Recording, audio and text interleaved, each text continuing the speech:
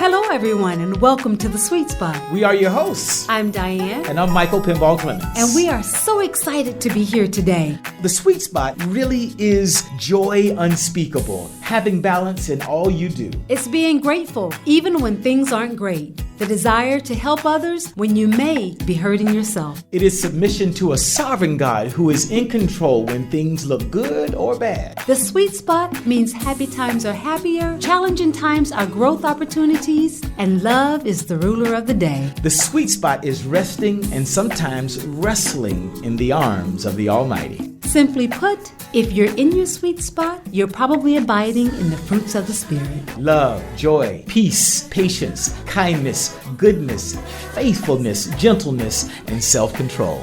So we hope you join us as we take this journey and engage in topics that we hope will inspire, encourage, challenge, uplift, excite, insight, refresh, restore, revitalize, comfort, stimulate, and strengthen each of you in your daily walk. Welcome to The Sweet Spot. Now, today we've got a very special guest with us who has joined us. My main man, Chuck Winters, is in the house. Yes. Welcome, Mr. Chuck. Thank you. Appreciate it. Now, before we get started, I'm just going to let all the listeners know a little bit about you. Okay. Now, all three of us sitting at this round table today are American by birth. Canadian by choice, as my husband likes to say. And I know that you grew up in the streets of Detroit in the projects in a rough neighborhood, but I also know that you have great athletic accolades. A lot of people don't know, and I didn't know this until I read your bio, I'm going to be honest with you, that you were great in baseball as well as football. You were drafted 6th round out of high school for the Kansas City Royals. You excelled. You were All-American, All-State, you had so many accolades growing up. The World Series last year. Yes. I mean, a well-rounded athlete. And a lot of people don't know that. And not just that, but you were also a 2004 Grey Cup winner.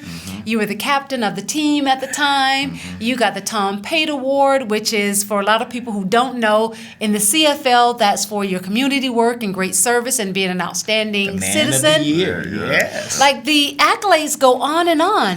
But I also know, because you're a good friend of ours, that through all those accolades, all those awards, the most important thing to you is family. You've got a beautiful wife, 3 gorgeous girls, and that's another thing that we have in common because we have 3 girls as well. So, and a son. And a son. That's right. You have a son as well. Yes. Man, you got a full house. She couldn't remember that because... That's because I missed out on the son. Yes. She wanted that's the one thing I couldn't get, Chuck. But that's amazing. So today, we just wanted to have you on as our guest. So you have an amazing story. And we wanted people to hear a little bit about your story. But before we get into that, Mike, I think you had a few questions that you wanted to ask. We want to just catch up with you, see what you're doing now. Yes. Well, since I've left football, initially I worked in the government, working with at-risk youth and a maximum security prison with youth, and that was rewarding. That would allow me to go in and touch those people that that the Lord said they cast out, and the kids that don't have any direction. I always believe you can ultimately correct or build a young child, but it's so difficult to modify an adult's ways. So to work with the kids, you plant into their computers, which I always say, they're walking computers. So what I put on your database is ultimately what you're going to put back out, what the people are going to be able to tap in out of you on your as a computer. So doing that, I'm the owner and president of the Halton Cowboys, which is a youth organization. Yes, youth football. Yes, youth football. What? Yeah. See, I didn't know that either. Yes. Yeah, so that came about, and I've been, dedicating myself to open up the canvas of football to my kids here in Ontario, because a lot of kids inspired to go down south for scholarships, opportunities, that's right, but no avenues, no opportunities. And because of my connection, being a Michigan grad, I'm on the board of Knees at University of Michigan. Wow. I'm still an active, alumnus on the football team, so I always go back to spring games, homecoming, any regular home games. So I'm always back. So I wanted to bridge those gaps. I mean, most of my friends who I played with at Michigan either are head coaches to some degree on either high school level, university level, and in the pros. So I say, let's bridge the gap and open up these opportunities for these kids, now, because they inspire just like our kids in the U.S. inspire to make it to the big time. And if I can give you that one edge, give you that opportunity to expose you to see what this is about, because growing up in Detroit, that was my outlet, sports. Right. That was my vehicle, and kids here, not saying it's not your vehicle for some, but for most, it's like, okay, well, I just want to participate. I want to play. I want to play football. No, this guy, hey, this is my life. Football is my life. So I want to let them see, like, well, you're here in Canada, and that's great. I love this country. I love the opportunity it presents for me and my family. But then I want you, if you're in this sporting realm, you're not just going up against these guys here in Ontario. You're talking about the kids down in the U.S., the kids, and then internationally, and that's a struggle, and it's a different attention to detail. So been involved in that. Ultimately, I do a lot of speaking. Go out and do tons of speaking. I'm a spokesperson for Yellow Brick, also, as well as Cambridge, which is another domestic violence initiative out of Cambridge, and actually a gala coming up in November, so that'll be something I can put in. November 11th. So with just that, I mean, a lot of different camps that I do. Got a golf tournament, which I'm trying to bring in, my connection from the CFL and the NBA and NFL down to my golf tournament to get, raise money for domestic violence and for my football organization. So to be able to, that's on May 14th. So that is something that's coming on the brink, and we just kind of, getting all the preliminary things down, the golf course and all that. So let's go back through these dates again. So people need to know these things. So May 14th. May 14th, the golf tournament. Yes, right? That's at Turnbrook and Brampton. Yes. Yes, and that's May 14th. The kickoff time is at 9 a.m. And then the speaking engagements are. Of course, now you say kickoff, not tee off, because you're a sorry, football guy. I'm a football. And I want to try to say the kickoff for the event, but you're right. Tea time is that? Tea time. We have a silent auction. Yes. We have a silent auction. We'll have a speaker come in and speak for to the audience as well. So that's something that's kind of new for the organization. Right. They hadn't been doing anything, and I figured like we can get some kind of fundraising going for them. Let's do that. That can give us more opportunities to, even ultimately what my vision is to bring the guys from the U.S. up here and let them see something different as well. So now you're getting in both sides. So the kids here can see, wow, this kid came up here and they play some real football.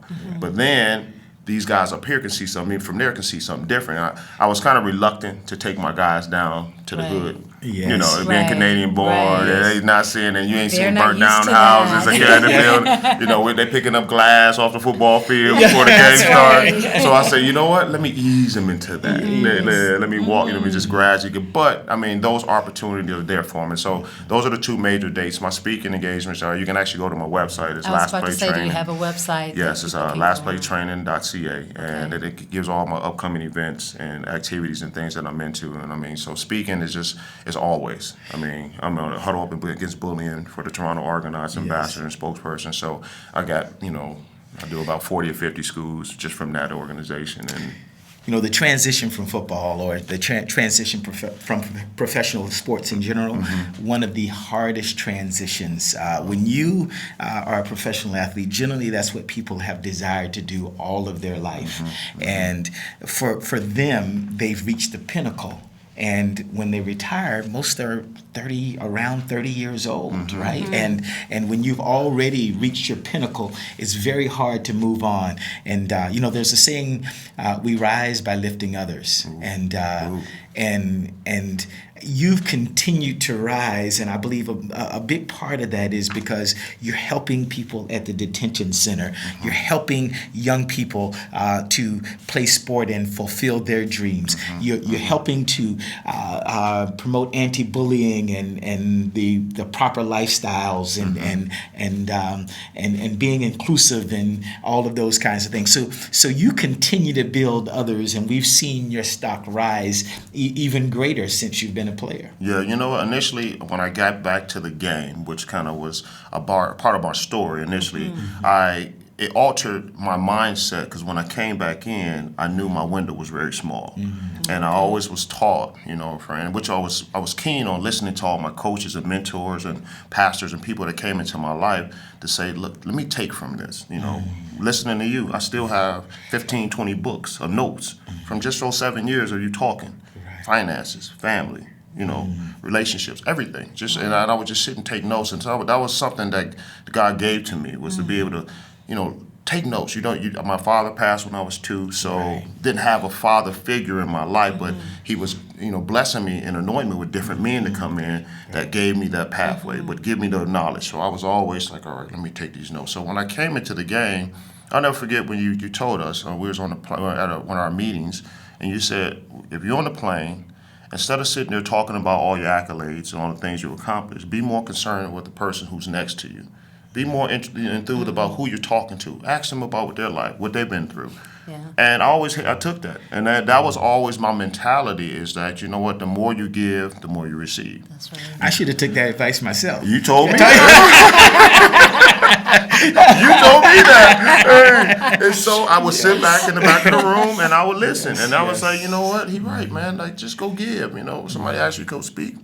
I don't care how much money it is. Right. I'm speaking. Yes. Go do it. And the more you do it, now you become more of, it becomes more of not of a task, and it becomes your path now. Right. And now with your walking, it becomes normal. And so now I've realized that the formula is give.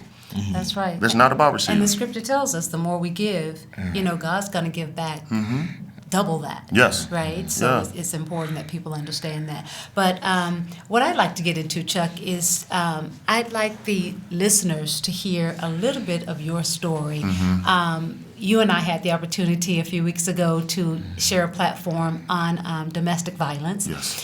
And your story was... I went home and I told my husband, I was like, have you heard Chuck's story?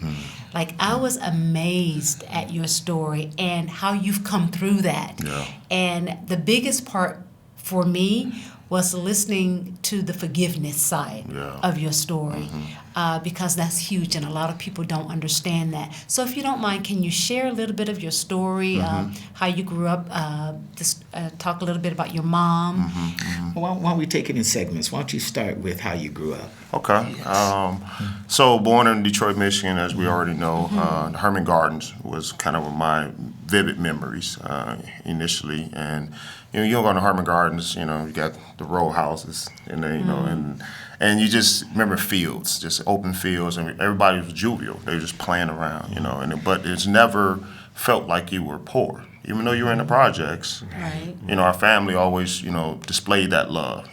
Uncles were, at that age. My mom was the second oldest, so she has 5 siblings, and they are all younger, so they all kind of, getting into their thing. I can remember, the hats, the old hats, the collars, We used to call those the pimp hats.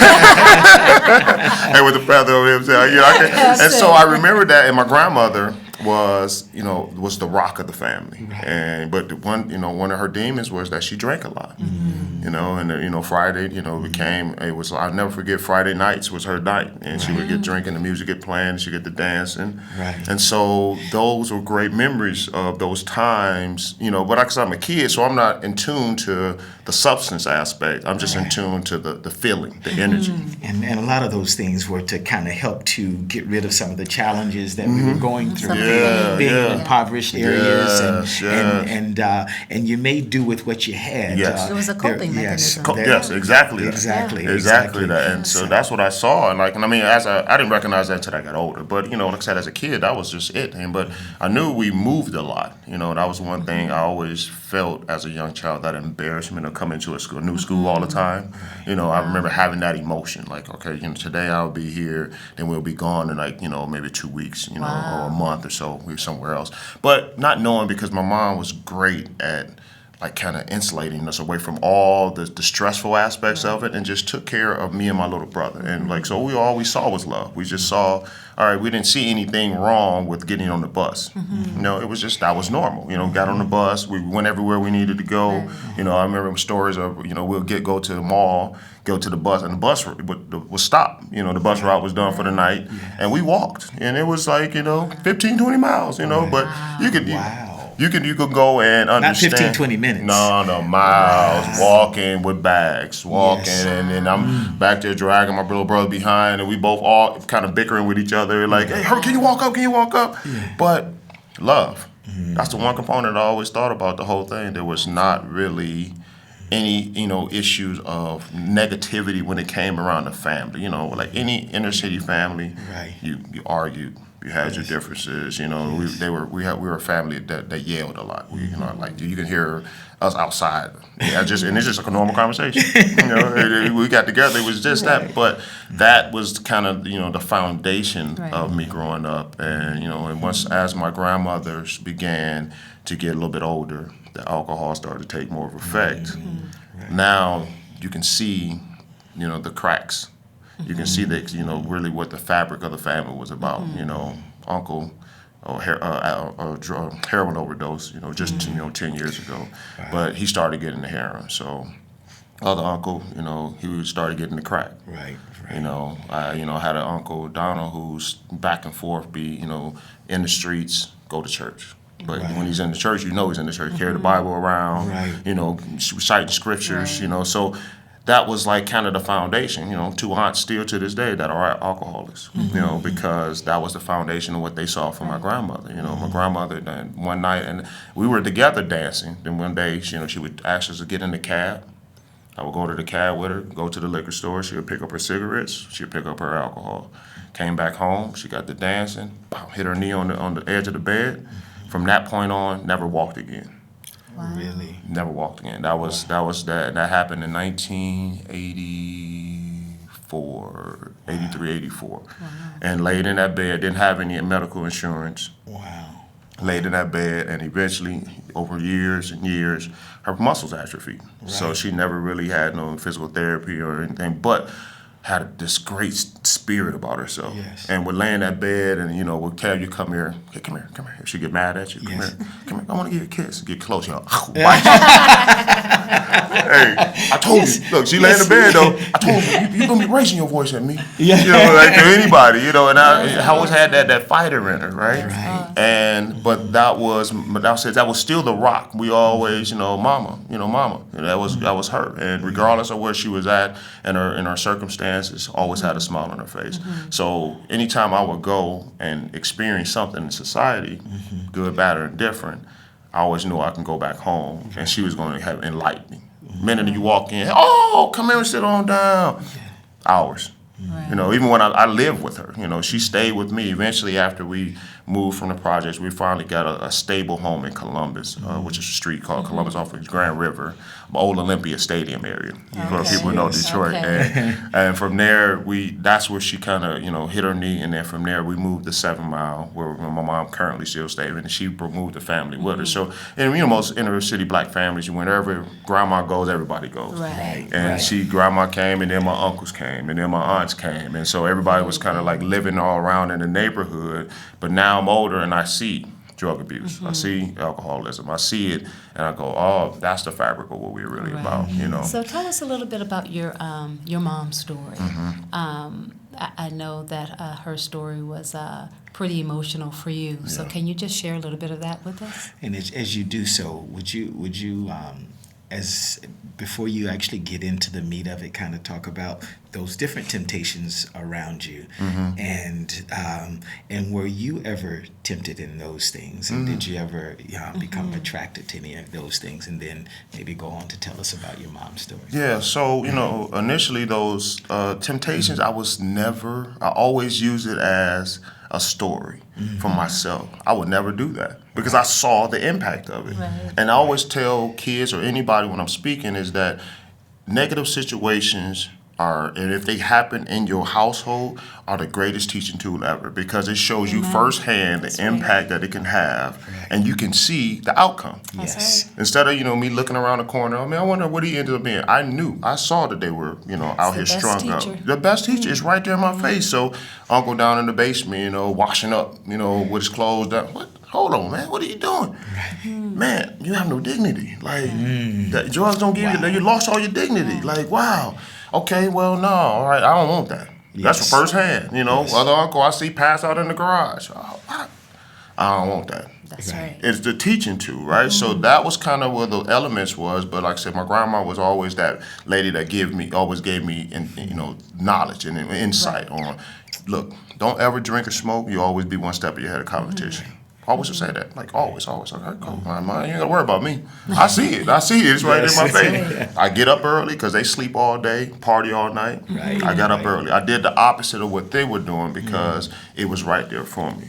So, but where that came from was from my mother, because my mom was the same as I was. She, even though everybody else was doing, she was out here getting up, going to school, cleaning the house, making sure all the dishes were clean, making sure everything was in order, because my grandmother began to drink and they couldn't take care of those things. So now she became the mother of the household. But she was like, look, I refuse to live in the same lifestyle that my mother raised me in.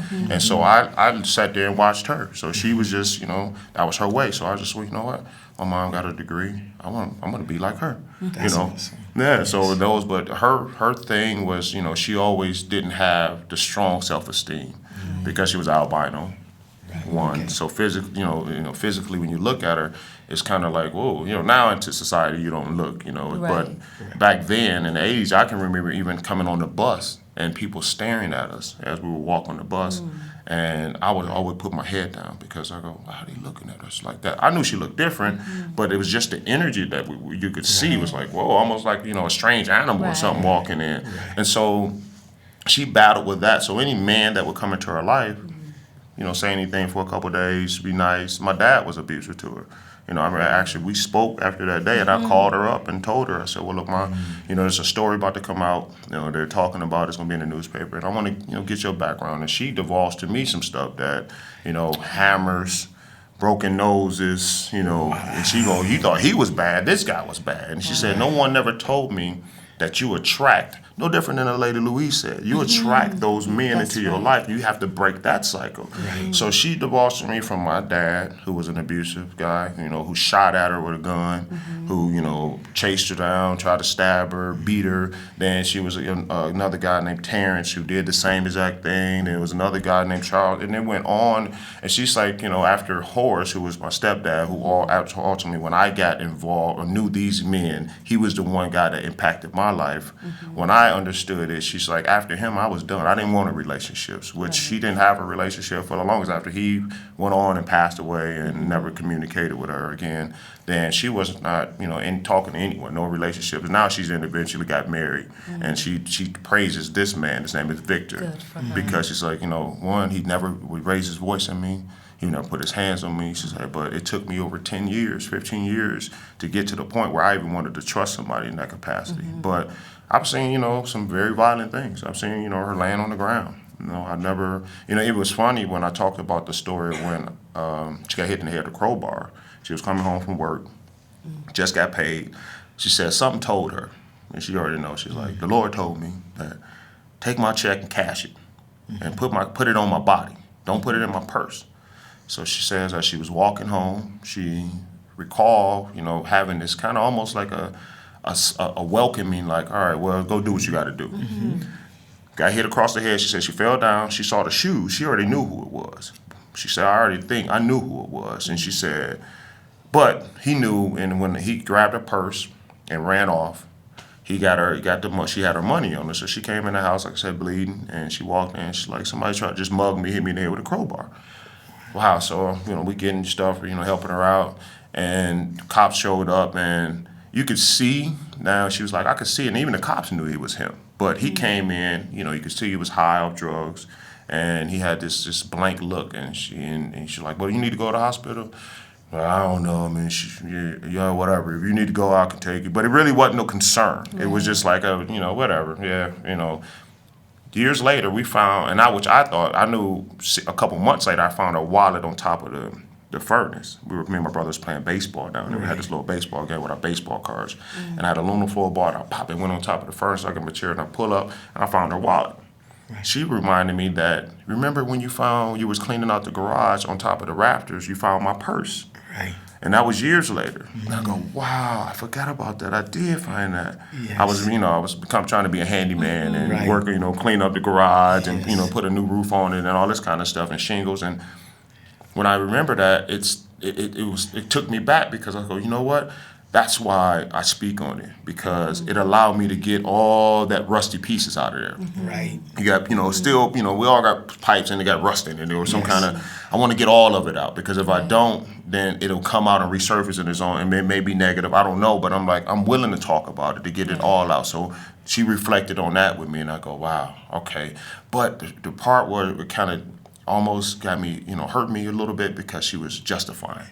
Right. Even though she going through it, she's done with it. She, the day that you guys got into it, he didn't even hit me in the eye. His jacket swung and whatever, reasoning she gave to it. And I go, Mom, no. I mean, think about the 7 years of turmoil, the 7 years of, torture that we went to experience. You cannot just denounce that. I said, I understand ultimately when it's all said and done, for me to heal, I have to forgive him. And I was cool. I was good with that point. And, I was good with the fact, because I had to work myself to it. It would be times when I couldn't even speak and my lip would tremble. And it just be, and I couldn't even get it off my chest. This is your father. This is my stepfather. Stepfather. This is your stepfather. This is my stepfather. Yeah. Okay. Now, if I can interrupt, can you share with us the part where you came home and your mom had fallen down the stairs, and that was almost a breaking point for you, and you and your brother kind of had a big thing with your stepdad, and then when you went into that forgiveness part, can you kind of share that with us? Yeah, so, that was when I was at the University of Michigan. He just got out of jail and came home, and this was when she said her eye he was zipping her coat up, and his hand slipped off the zipper and her eye was swollen. So my brother calls me after practice. I get home and, like I said, my whole purpose was just to come home, I had been the man of the house, just to put some, to solace to it. So I'm like, you know what, look, let's get back to his peace. I get home and I finally get there and, he finally shows up and he walks to the door. And he goes, and I open the door and I just say, look, man, why don't you just leave us alone? You've been gone for all these years. We don't need you here. And he looked and he took the keys and he threw them and hit me in the chest and he said, let me leave before I have to kill this kid. Talking to his friend. I go upstairs and say, Mom, all right, cool. I'm panting. My heart's pounding. I did it, all right. I conquered that. Go upstairs, give her the keys. She's like, why don't you check and see if my laptop's in the back of the car? As I go and go outside, he's across the street, and then he's antagonizing, talking. Oh, yeah, I've been waiting for this moment. And in a minute, me and my brother snap over there, and we go and we give it to him. We beat this guy pretty bad, man. And at that moment, it released a lot, because my uncle, while we were, pounding on him, was like, look, man, you're going to kill this guy like that. And we snapped. And I snapped out, and I kind of stopped, grabbed my little brother. I sat on the curb, and I said, you know what? All right, it happens, I'm good with this. Like, I'm cool. Like, yeah, I got it off my chest, and I was feeling sad, because I'm like, man, I just almost really did something, like, this bad to a man. Right. But the fact that I sat back and I said, I'm good with that. And then that took me down the path, because now, as I'm going and it's being exposed, now I have to work through my own mental capacity of what understanding. But I finally, years removed, he tried to communicate with me and wanted to forgive me, wanted me to forgive him. And I battled, I prayed, I battled, and eventually I got to the point, because every time his name would come up, that lip would tremble. I said, he still has he has a hold on me. Right. And until I release it and understand his story, his mom was abused. He saw it from his dad. His dad was, his brother was alcoholic, his brother was a drug. All this, he had the story. Until I understood it and say, you know what, he was just reproducing what already happened to him. That allowed me to forgive. that allowed me to take that, because I couldn't do this every time I talk about it, because now he still had a chain on me, even though he wasn't even around. He still had a lock on my emotions and my mental. And until I did that, and once I allowed that to go, it freed me up to be able to understand that forgiveness was the thing that allowed me to move forward. Do you ever regret having beat him so brutally? I do. Yeah. I mean, as a human being moving forward, I totally do. I totally, like, I mean, I always say, like, I would find other alternatives or different way if I could go back and do it, because I'm not the same kid, or I didn't deal with my emotions the way I would deal with them now. Right. I mean, like, I love people. I always call myself a being of love, you know, and, you know, I always find a way to connect with you on your level. And for that, yes, I always, it's something that I would go back and say, yeah, I look at myself and say, wow, it happens. But until I open it up and talk about it, I mean, it's not who I am now. And so I don't think I was a bad person then. I just was reacting off of what I felt was I was protecting what was mine. That's right. It takes a strong man to say, I'm sorry. It takes a stronger man to forgive. Yeah. So it's an amazing story, and just Powerful. Appreciate your heart, man. Appreciate it's powerful you, and amazing. We are so glad that you took the time today. And you know, forgiveness is medicine for the soul. It doesn't make us bitter; it makes us better, right? It turns hate into hope. And so when we forgive, as the scriptures say, man asked Jesus, trying to be facetious a little bit, well, how many times should I forgive a man? 7 times? He said, no, 70 times 7, right? And so that's that spirit. And when we live with that spirit of love and forgiveness, it actually frees us more than doing anything for the person we're forgiving. It actually frees us up to embrace life to a much greater degree. Yes. Well, Chuck, we just want to thank you. Thank you for giving us your time and for coming in and sharing with the listeners your powerful story. And I'm sure many are affected and have similar stories that you've helped today. So thank you so much. And we want to thank our listeners for joining us today. And we always like to end with the words of Edward Everest. I am one, and I am only one. I cannot do all things, but I can do some things. What I can do, I ought to do. And what I ought to do, by the grace of God, I will do. It's not about what you can't do, but it's about what you can do. Once again, thank you for joining us at The Sweet Spot. Find your sweet spot and live love.